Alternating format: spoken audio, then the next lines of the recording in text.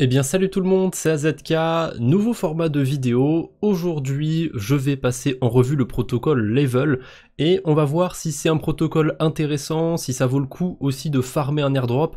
Dans ce format de vidéo on verra pas forcément que des protocoles avec des airdrops à farmer. Voilà, ça va être un format qui va venir en plus des guides sur cette chaîne YouTube. Les protocoles qui sont là depuis un petit moment, qui sont plus sérieux, ils auront leur petit guide. Les protocoles qui sont plus neufs, moins sérieux pour certains, auront le droit à des reviews.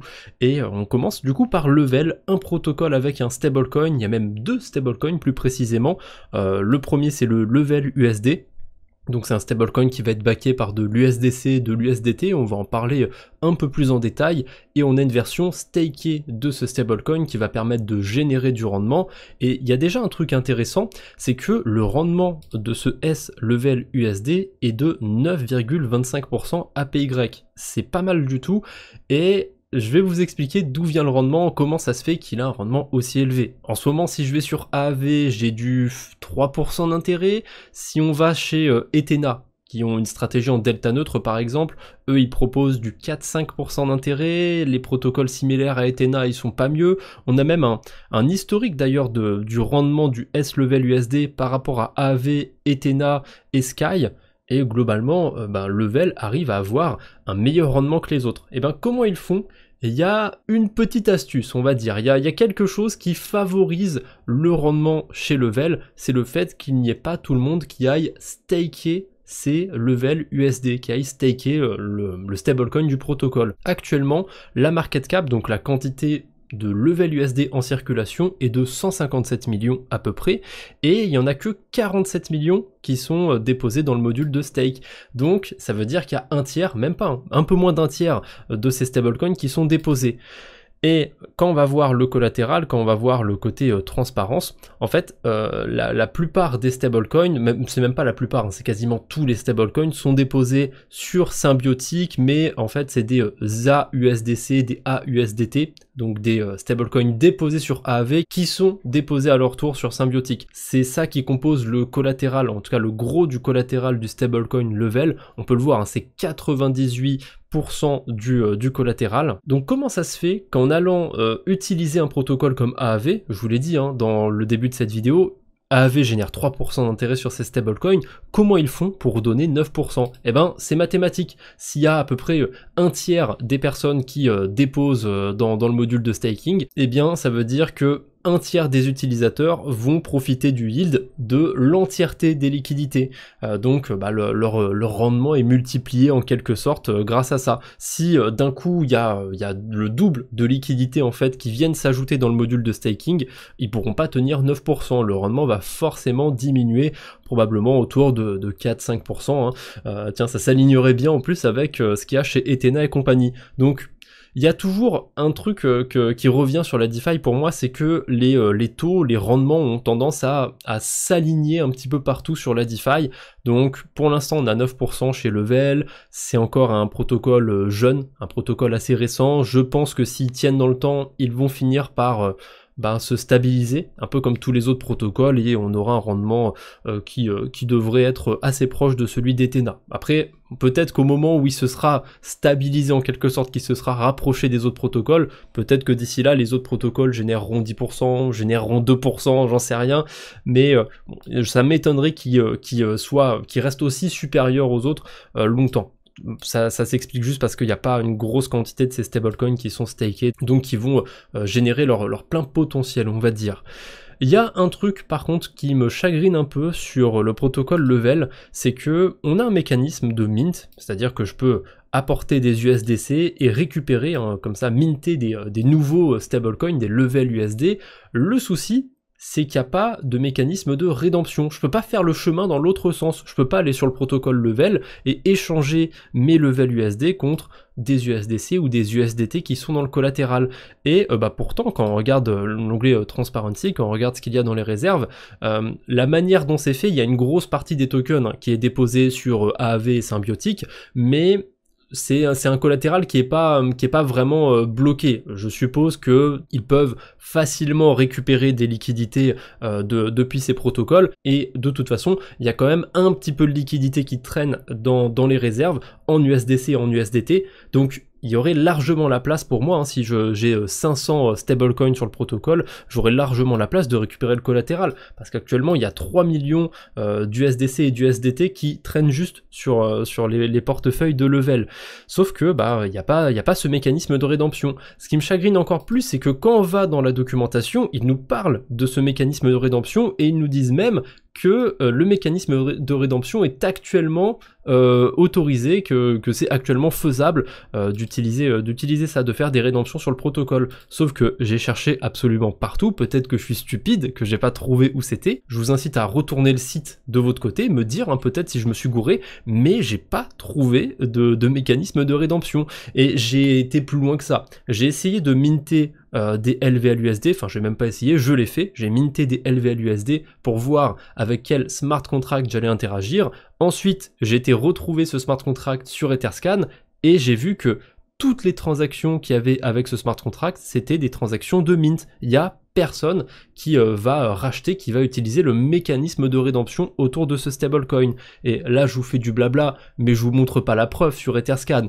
Je suis peut-être qu'un rageux, donc très bien. Allons sur Etherscan. C'est toujours mieux hein, de rajouter des images sur ces propos. Donc, il y a eu un mint il y a 11 minutes. Ça tombe bien, c'était moi. Les 25 dernières transactions, c'est que des mints. Et vous pouvez remonter les 50, les 100, les 1000 dernières transactions.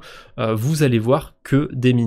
Donc ça me laisse vraiment penser que ce mécanisme n'existe pas, ou alors peut-être qu'il faut aller l'activer, l'actionner manuellement sur Etherscan, c'est un peu chiant, c'est un petit peu fastidieux. Donc heureusement, pour l'instant, la manière de récupérer des points, parce que je l'ai pas précisé, mais autour de ce stablecoin, forcément on a un système à points, et une des manières d'accumuler le plus de points, c'est d'aller déposer des liquidités sur Curve.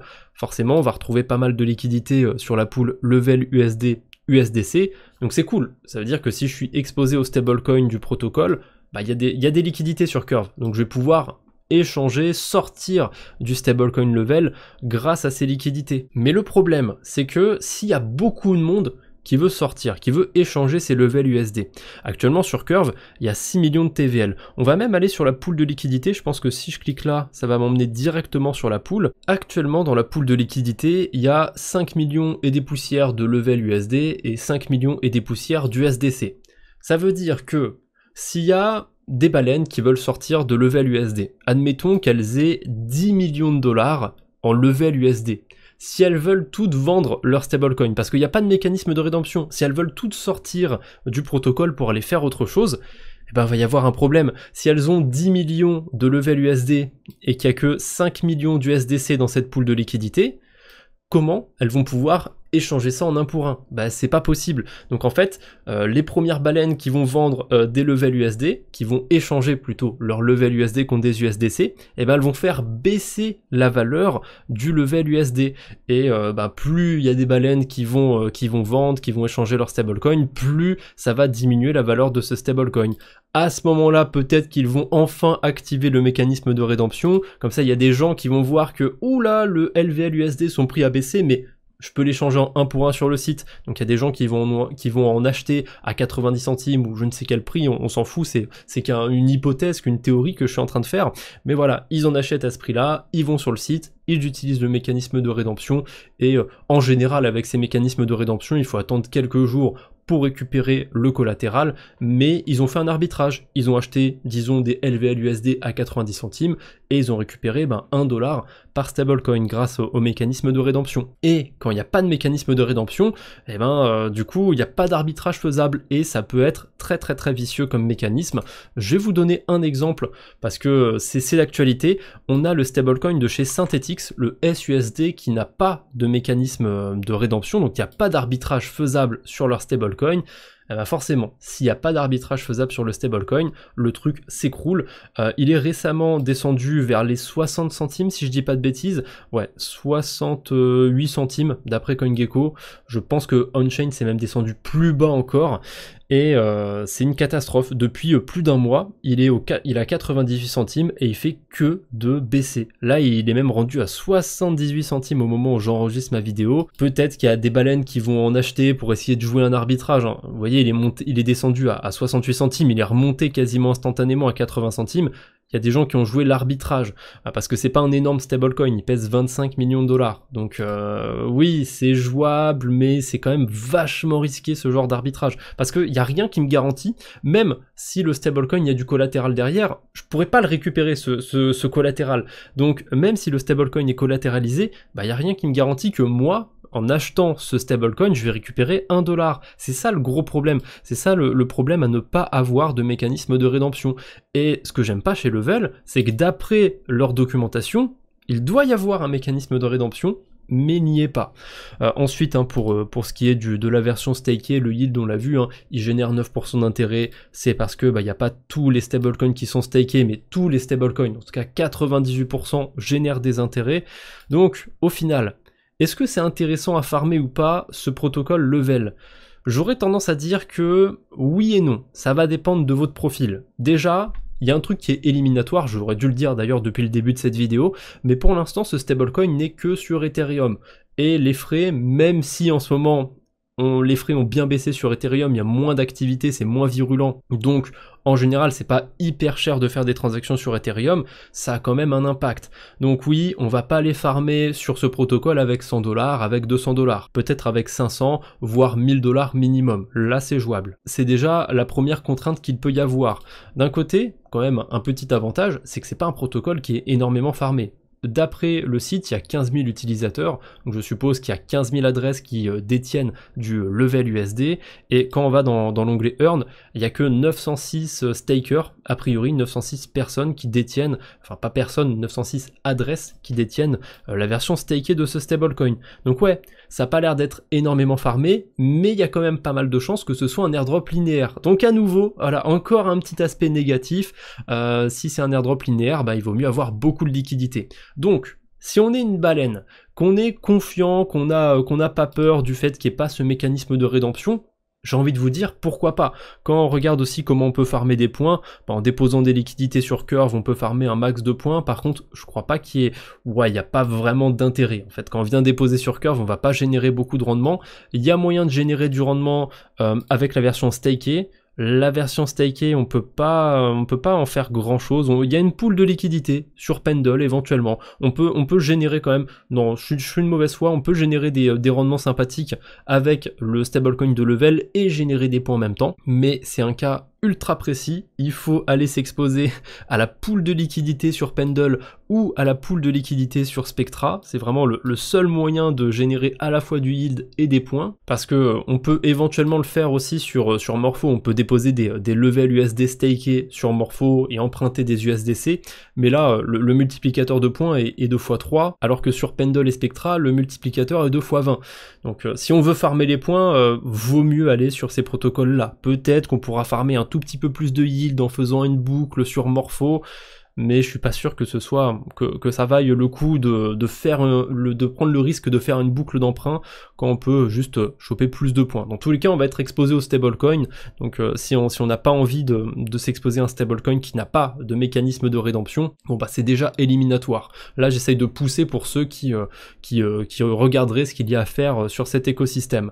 Bon, évidemment quand on va voir au niveau du classement aussi, hein, les premières adresses elles ont un nombre abusé de points, on parle en milliers de milliards de points. La première adresse a 8185 milliards de points. Le protocole, il me semble qu'il a été lancé en janvier, en tout cas cette version du protocole, parce que j'ai aussi mis de côté, ils ont levé des fonds. C'est quand même intéressant quand on veut farmer un airdrop. Ils ont levé 6 millions de dollars et ils ont fait une première levée en fait en 2024. Et avant, ça s'appelait Peregrine Exploration. Donc je suppose qu'ils se sont un petit peu rebrandés, peut-être qu'ils ont changé un petit peu de cible, ils ont peut-être changé un petit peu ce qu'ils ont prévu de faire autour de leur protocole. Maintenant c'est devenu un stablecoin, peut-être que dans leur premier plan c'était pas ça. Et ça arrive hein, des fois hein, qu'on ait des projets crypto qui fassent vraiment des virages à 180 degrés. Et quand je regarde les premières adresses qui farment des points, je sais pas exactement comment fonctionne le système à points, mais c'est comme tous les trucs très linéaires en fait, hein. Faut vraiment avoir beaucoup de thunes pour venir générer des points et avoir un airdrop qui sera un minimum croustillant. Et ça dépend aussi de la notion de airdrop croustillant, à partir de quoi c'est intéressant. Ça c'est un petit peu subjectif comme notion, mais voilà. Level, c'est un protocole qui est intéressant, que je vais quand même surveiller, mais tant qu'il n'y a pas ce mécanisme de rédemption, j'irai pas le farmer avec de gros montants. Évidemment, hein, comme bon tout protocole à points, on a un mécanisme de parrainage, d'affiliation. Qu'est-ce que ça donne?